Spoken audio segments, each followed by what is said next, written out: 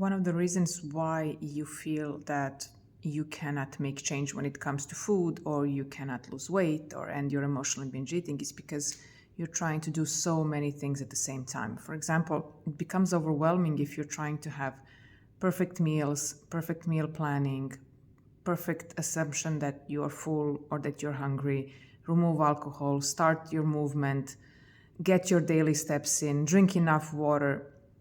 Those things are all important. If you try to do them all at once, it's going to become overwhelming because you're just not used to doing these things.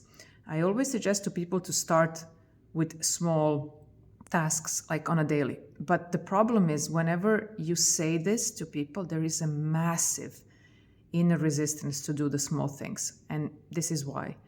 When we start with small steps, for you, they seem too small, too insignificant. And you're already thinking, oh my God, there are so many steps to acknowledge, to acquire, to practice. I don't have the patience for it. I don't have the time for it. I want it all, and I want it now.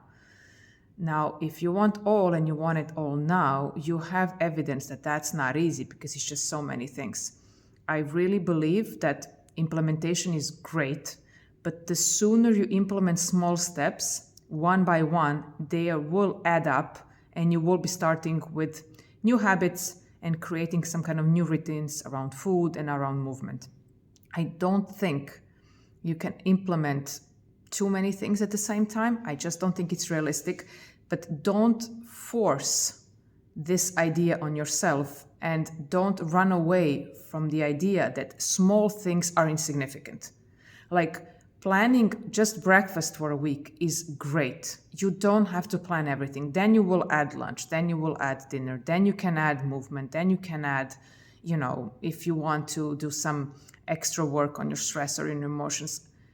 One by one is really the way to go. Otherwise, you are going to create this mindset of all or nothing.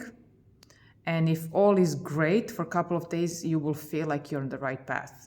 The moment you slip in one of those many areas, you will feel like nothing that you have done good is good enough, because it's all part of this massive package of I need to be perfect.